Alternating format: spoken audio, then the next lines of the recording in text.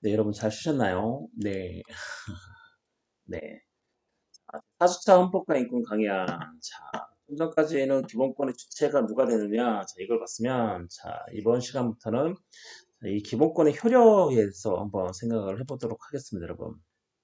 자, 당연히 기본권을 가진 그 주체, 기본권의 보유 능력과 기본권의 행사 능력을 동시에 가진, 그렇죠. 기본권 향유자. 이런 기본권의 향유자는 자기가 가진 이 기본권의 효력은 도대체 어디까지인가? 국민이 가지는 이 기본권의 힘이 도대체 어디까지 미치는가? 기본권의 효력은 어디까지 누구를 어떻게 구속하는가? 이런 거죠, 여러분.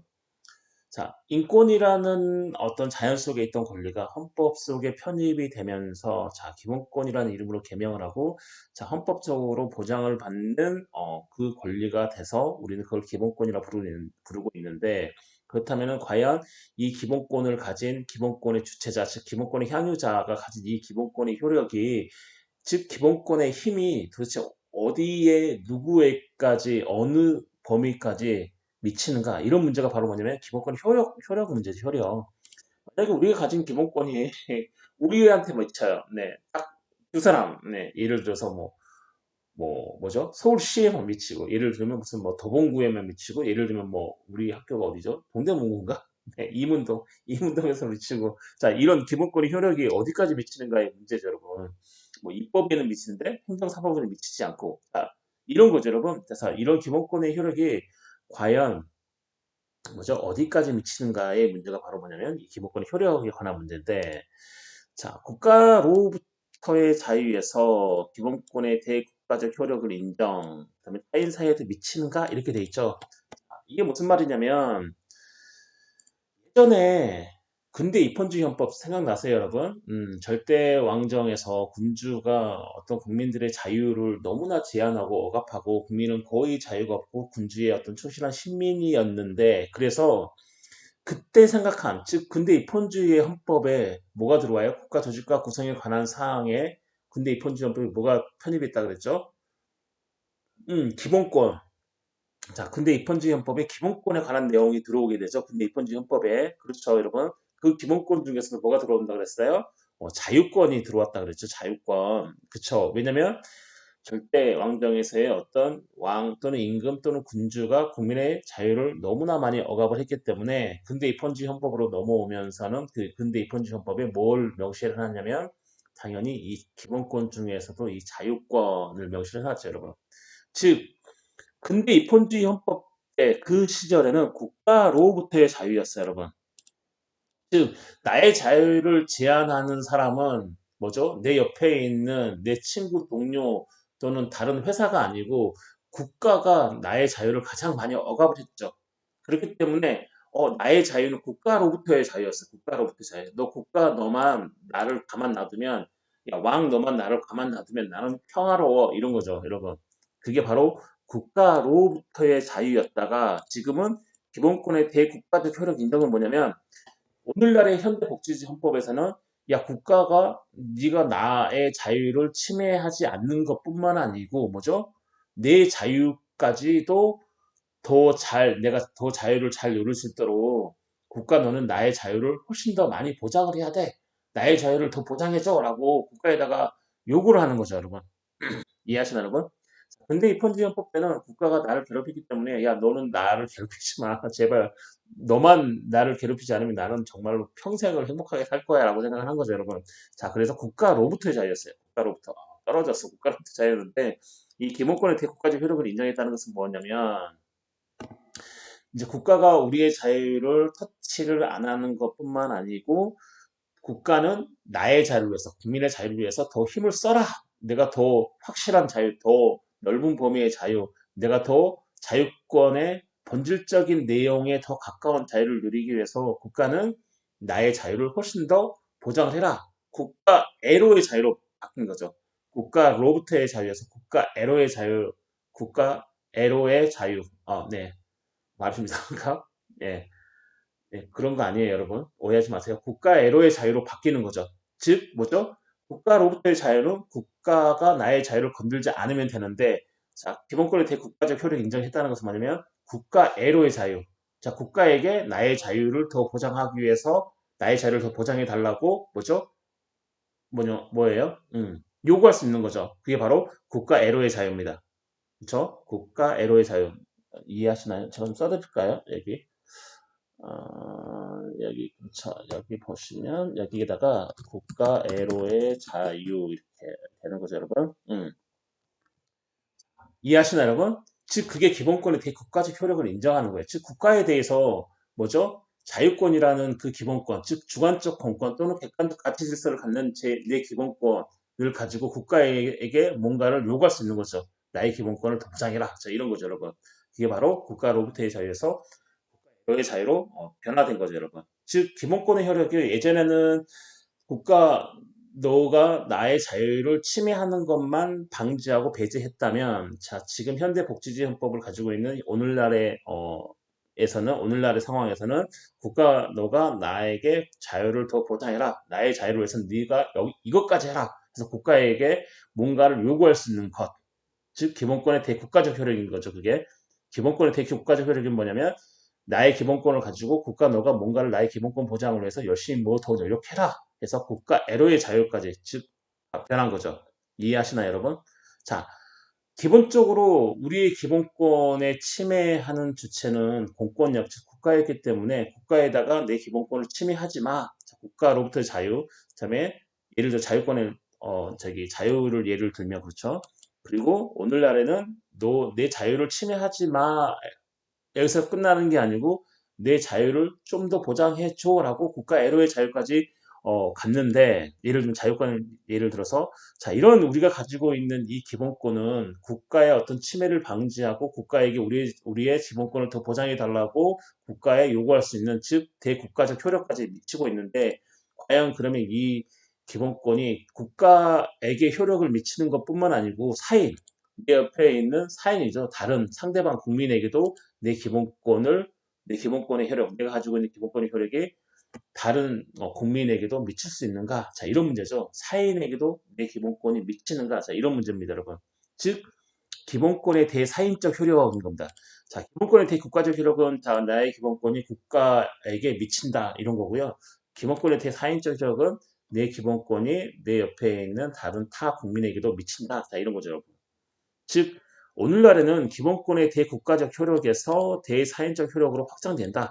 자, 기본권이 내가 가지고 있는 기본권이 당연히 국가에게도 미치고 자, 국가에게 미치는 것뿐만 아니고 자, 오늘날에는 뭐죠? 대사인적 효력. 어떤 사적인 기업이나 또는 사적인 다른 사람, 상대방에게도 내가 가진 기본권의 효력이 자, 이런 뜻입니다. 즉 오늘날에는 기본권이 대국가적 효력만 있는 게 아니고 당연히 대사회적 효력도 일부 가지고 있다라고 보시면 됩니다, 여러분. 이해하시나요, 여러분? 자, 그래서 이 기본권의 일단 대국가적 효력을 보면 제가 좀 전에 말씀드린 거예요, 여러분. 자, 기본권은 역사적으로 국가에 대한 항의적, 방위적, 방어적 성격의 권리로 정립이 된 거예요, 여러분. 그렇죠.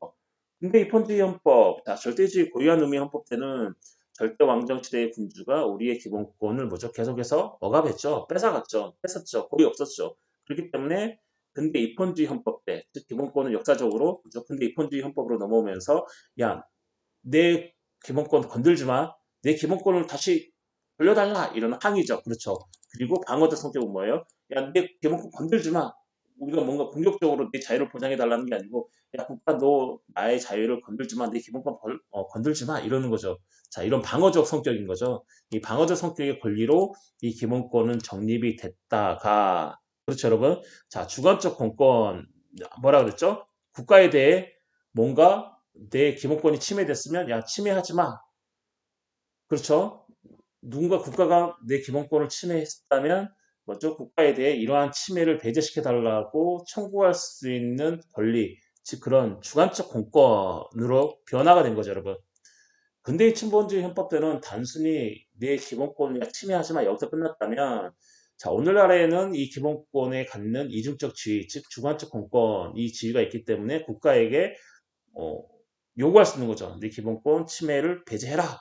네 기본권을 침해하지 마라. 네 기본권이 침해되고 있으니 네가 배제시켜라. 이런 거죠. 자, 요구할 수 있는 이런 권리를 갖게 되는 걸로 오늘날은 자 변화가 된 거죠, 여러분. 자, 이 주관적 공권을 가진다. 즉, 우리가 가지고 있는 이 기본권, 헌법 제10조부터 36조까지 규정되어 있는 이 기본권이 주관적 공권을 갖는다라고 우리 헌법에는 명문의 규정은 없지만, 자, 헌법 제10조 후문에서 도출을 하고 있습니다. 헌법 제10조 후문은 뭐라고 하고 있어요? 뭐라고 하고 있죠? 국가는 개인이 가지는 불가침의 기본적 인권을 자, 확인한다. 자, 이게 바로 직접 효력 규정설로 볼 수가 있습니다. 즉, 명문에 주관적 공권 가진다라고 하지는 않았지만, 국가는 개인이 가지는 불가침의 기본적 인권을 확인하고, 자, 이런 거죠. 이를 보장한다 했을 때, 자, 여기에서, 아, 뭐죠? 아, 주관적 공권을 보장하고 있구나. 자, 직접 효력 규정설이라고 하는데, 그렇죠? 직접 효력 규정설이라고 하는데, 예, 밥 먹고 따뜻한 먹고 이제 할 일 없는 우리 헌법학자님들이 구분을 하기 위해서 어떤 이제 고상한 언어를 생각해냈는데 야 이게 바로 직접 효력 규정설 아니냐 그렇죠 주관적 공권의 어떤 근거가 되는 거다 자 그래서 명문의 규정은 없지만 10조 후문에서 10조 후문이 뭐죠 문장의 뒤쪽이죠 예, 하면서 도출을 할 수 있다 직접 효력을 규정하고 있다 직접 효력 규정설이다 이게 라고 이제 얘기를 해놓은 거죠 여러분 이해하시나요 여러분 자, 그럼 기본권은 자, 대국가적 효력, 즉 국가로의 뭐죠? 효력을 미치는데 자, 국가에게 효력을 미치는 건 결국은 3권이겠죠? 입법, 행정, 사법에 우리의 기본권이 효력이 미치는 거죠, 여러분. 그러겠죠, 여러분. 즉 국가는 입법, 행정, 사법 세 가지의 권력으로 일단 구성이 되어 있잖아요. 3권으로 구성되어 있잖아요. 그래서 결국은 우리의 기본권이 국가에도 효력을 미친다라고 하는 거는 뭐죠? 뭐죠? 결국은 3권에 효력을 미친다는 얘기죠, 여러분. 네.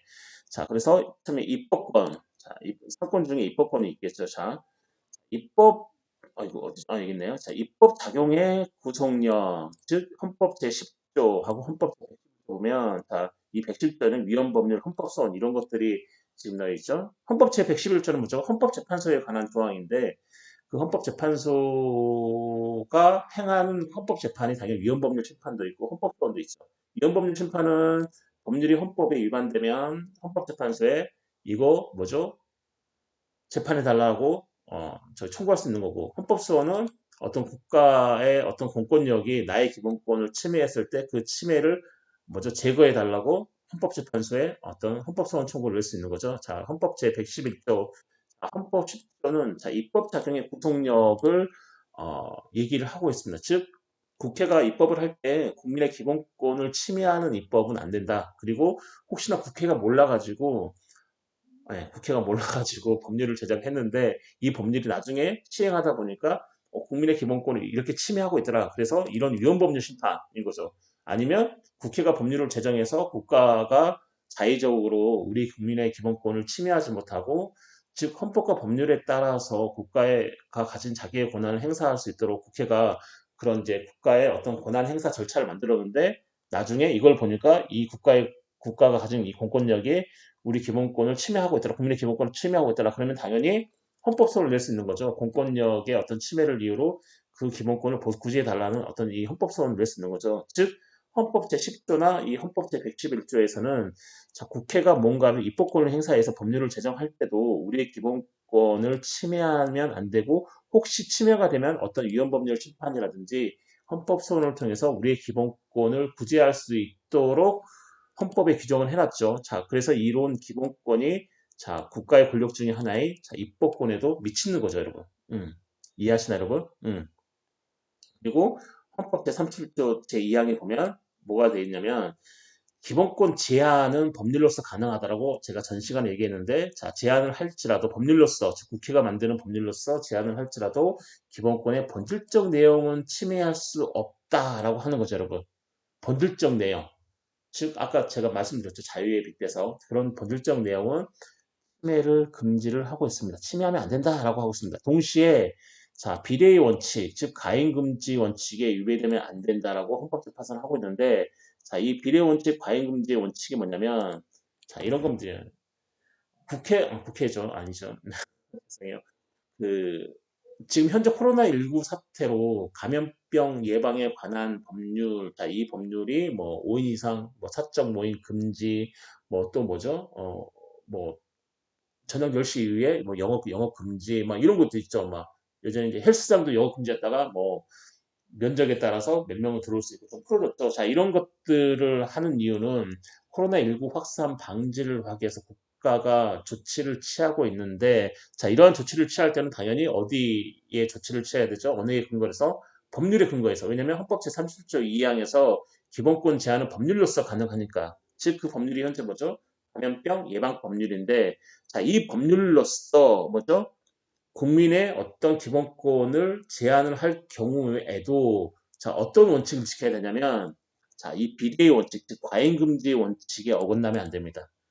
즉, 이 과잉금지 원칙이 뭐냐면 자, 첫 번째로 목적의 정당성. 자, 이 목적이 정당하냐? 이 법률의 목적이 정당하냐? 즉, 코로나19로 19 바이러스 확산을 방지하기 위해서 이 감염병 예방 법률이 있는데 이 예방 법률이 정말로 목적이 정당하냐? 이런 거죠. 자, 이 목적이 정당하면 자, 수단의 적절성, 즉 방법의 적정성이라고 얘기하는데 이렇게 사적 모임 금지, 5인이 사적 모임 금지, 뭐 저녁 10시 이후에 영업 금지. 자, 이게 적절하냐? 이런 수단이 적합하냐? 이런 거죠. 자, 이것도 적합하다면 또 뭐예요? 치매의 최소성. 그러면 이거 말고 이러한 수단 말고 이러한 방법 말고는 치매를 조금 최소화할 수 있는 다른 수단은 없냐? 다른 수단이 있다면 당연히 치매를 최소화하는 수단, 다른 수단을 써야 되는 거죠. 자, 이런 치매 최소성도 뭐죠? 뭐죠? 충족하냐 이런 거죠. 예, 충족하면 마지막으로 법익의 균형성은 뭐죠? 이익 형량의 원칙이 해가지고 그러면 이렇게 국민의 기본권을 제한까지 해가면서 우리 사회가 얻는 공익이 국민이 제한받는 기본권의 제한보다 훨씬 크냐? 그런 거죠. 국민의 기본권을 제한하면서까지 어떤 공익을 추구하려고 하는 국가의 그 정책, 그 조치가 과연 맞냐? 그쵸? 공익이 더 크냐? 국민의 기본권이 제한 침해 정도가 더 크냐? 아니면 공익이 더 크냐? 해서 공익이 더 커야 이 법익의 균형성에 충족을 하는 거죠. 그래서 여기까지 이 네 가지가 다 충족되면 당연히 이거는 위헌 법률이 되지 않는데 만약에 기본권을 제한할 때 어떤 법률로서 제한을 한다 해서 법률을 만들었는데 당연히 이 법률이 뭐죠? 이 과잉금지 원칙에 어긋나면 그 법률은 위헌 법률이 되겠죠, 여러분. 그래서 이 국민의 기본권은 이만큼 엄격한 절차에 따라서 제한을 하더라도 당연히 이 과잉금지 원칙에 어긋나면 안 되게 되어 있습니다, 여러분. 이해하시나요, 여러분? 자, 그리고, 자, 여기까지 할 거예요, 여러분. 네, 기본권의 대국가적 효력까지 할게요. 자, 당연히 집행권. 자, 당연히 이 기본권의 어떤 대국가적 효력은 당연히, 국가 권력 중에 하나인 집행권을 미치겠죠. 이 집행권이 가장 많이 우리 기본권을 침해하겠죠. 왜냐하면 국가가 어떠한 정책을 행정부가, 자, 대통령이 수반으로 해 있는 이 행정부가 당연히 국가의 모든 정책을 결정하고 운영을 하기 때문에 얘네들에 의해서 우리의 국민의 기본권을 침해하는 경우들이 많이 생기겠죠. 그렇죠. 그래서 당연히 기본권은 집행작용에 영향을 미친다. 자, 그래서 헌법 제107조 2항 명령도 위법순사. 그렇죠. 자, 행정부가 뭔가를 국가의 어떤 정책을 할 때 당연히 국가가 그냥 해요. 어떤 정책을 펼치거나 이럴 때 아니죠. 법률에 근거해서 하잖아요. 그렇죠. 법률에 근거하거나 어떤 명령에 근거해서 즉 국가가 어떤 행동을 할 때는 자의적으로 하는 게 하나도 없습니다, 여러분. 지금 무슨 말이냐면 국가가 어떠한 정책, 대통령이 어떠한 정책을 펼 때에 대통령은 자기가 펴는 그 정책, 자기가 그렇게 행동하는 그 국법상 행위인 거죠. 국법상 행위는 반드시 어디에 근거를 둬야 되냐면 법령에 근거를 댄다. 그게 법률이든 헌법이든 아니면 명령이든. 자, 여기에 뭐죠? 근거를 둬야 되는데, 자, 헌법 제107조 제2항에는 자, 명령, 즉 명령은 세 명이 할 수 있죠. 대통령, 총리, 그다음에 장관. 그래서 뭐 대통령령, 총리령, 부령 이렇게 얘기하잖아요. 자, 이런 107조 2항에는 명령 등 위법 심사에 대해서 규정을 하고 있고 결국은 뭐냐면 우리 기본권이 집행권을 더 미치는 거죠, 여러분. 아, 권력작용. 권력작용은 뭐죠? 말 그대로 권력작용이죠. 네, 권력. 뭔가 강제적으로 뭔가 밀어붙이는 그런 작용을 권력작용이라고 관리 및 국고작용도 우리의 기본권이 미치고 있는데 관리 및 국고작용은 뭐예요, 여러분? 예를 들면 국가가 공공기관의 지위로서 뭔가 강제적으로 뭔가 행하는 게 아니고요. 국가가 사경제 주체가 되는 거죠. 사적인 경제 주체. 예를 들면 뭐 국가 뭐 행정부 중에 뭐 어떤 부처 있죠. 뭐 예를 들면 교육부처가 컴퓨터가 100대가 필요하다. 그러면 이 컴퓨터 100대를 어떤 사기업 있죠. 뭐 예를 들어 우리나라 많은 기업들이죠. 그런 사기업들하고 계약을 맺잖아요. 우리 이 교육부처에 컴퓨터 100대 납입해달라, 납품해달라 할 때는 국가가 뭐죠? 어떤 권력을 행사하는 게 아니고 사경제 주체, 사적인 경제 주체로서 어떤 일반 사기업과 계약을 맺기 때문에 자, 그러한 것들을 뭐라고 얘기하냐면 자, 관리 및 국고작용 이렇게 얘기합니다, 여러분. 이해하시나요? 당연히 이 기본권에는 관리 및 국고작용에도 영향을 자, 미치겠죠, 여러분. 미칩니다, 여러분. 네. 그리고 세 번째로 사법권, 그렇죠. 헌법 제27조 재판통구권, 그렇죠. 네. 헌법 제27조 보면 자, 국민은 뭐죠? 신속한 재판을 받을 권리를 가지죠. 재판 청구권, 재판을 청구를 할 수 있는 재판 청구권을 가지고 있고 헌법 제103조는 독립된 법관에 의해서 재판을 받을 권리를 명시를 하고 있습니다. 즉 기본권 보장을 위해서 그렇죠. 기본권이 대국가적, 즉 국가로부터 효력을 갖는 거죠, 여러분. 그렇죠? 이런 헌법 제27조, 헌법 제103조는 당연히 우리가 가진 기본권이 어떤 사법권이라는 국가의 권력에 효력을 미치게 되는 거죠, 여러분. 이런 것들이. 이해하시나요, 여러분? 그 다음에 그러나 뭐냐면 법원의 재판에 대한 헌법소는 금지다. 이게 뭐냐면 우리나라의 법원의 재판, 즉 우리나라 법원 재판은 3층까지 있죠. 제1심은 지방법원, 2심은 고등법원, 제3심은 뭐죠? 대법원. 자, 이렇게 있는데 이러한 그 법원의 재판에 대해서 헌법소는 금지가 돼요. 나 이 재판 받아들일 수 없어. 이런 거죠.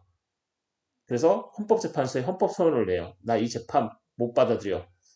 헌법소원도 당연히 이 재판도 국가의 공권력이기 때문에 공권력이죠. 예, 공권력이기 때문에 헌법소원, 즉 공권력에 의해서 국민이 가진 자기의 기본권이 침해가 당하면 당연히 배제를 시킬 수 있으니까 나 이 재판 못 받아들여 이렇게 할 수 있는 거죠. 하지만 우리나라에서는 이 법원의 재판에 대한 헌법소원, 즉 재판소원이라고 하는데 이 재판소원을 금지를 하고 있습니다. 현재 우리나라는요. 뭐 많은 학자들이 재판소원 인정해야 된다라고 많이 주장을 하고 있는데 현재까지도 우리나라에서는 이 법원의 재판에 대한 즉 헌법소원을 금지라고 하는데 이 재판소원을 지금까지 현재 금지를 하고 있습니다. 여러분. 그 다음에 헌법 개정 권력. 자, 민주공화국에서 헌법 개정 권력은 누구죠? 헌법 제정 권력과 헌법 개정 권력은 당연히 국민이겠죠, 여러분. 하지만 헌법 개정이 되는 건 헌법 개정 절차, 즉 우리나라 헌법 제128조부터 130조까지 있는 헌법 개정 절차에 따라서 헌법이 개정되는데 자, 헌법 개정 권력이 국민이긴 하지만 현실적으로는 뭐죠? 여야가 합의해서 마지막 국민 투표로 뭐죠? 끝을 맺죠. 하지만 이런 헌법 개정 권력 실질적으로 이 실질적 업무를 하는 이런 헌법 이제 개정하는 이 권력자는 국민이지만 실질적으로 이렇게 헌법을 개정하는 작업을 할 때 이런 헌법 개정은 당연히 기본권을 보호 확장하는 방향으로 이루어져야 한다는 지금 원칙이 있습니다, 여러분. 음. 네, 이해하시나요, 여러분? 헌법 개정할 때 당연히 국민의 기본권을 침해하면 안 되겠죠, 여러분. 결국은 여야가 합의해서 헌법 개정해도 이게 국민의 기본권을 침해하는 내용이면 마지막에 국민투표를 거쳐야 되기 때문에 국민이 최종적인 헌법 개정 권력자 및 헌법 제정 권력자이기 때문에 당연히 NO 하겠지만 자, 실질적으로 업무를 하는 그런 헌법 개정 작업을 설정하는 이런 사람들이 당연히 이런 헌법 개정은 당연히 기본권을 보호하고 확장하는 방향으로 이루어져야 당연히 헌법의 전제 목적과 부합하겠죠. 헌법은 뭐죠? 국민의 기본권을 최대한 보장하기 위해서 존재하는 거니까. 이해하시나요, 여러분? 자, 이번 시간은 여기까지 하고, 여러분, 네, 다음 시간에는 기본권의 대사인적 효력에 대해서 여러분과 얘기를 나누도록 하겠습니다. 여러분, 장시간 동안은 아니지만, 네, 고생 많이 하셨습니다. 여러분, 오늘 하루도 편히 행복하고 즐거운 하루 되시길 바랍니다. 그러면 저는 이만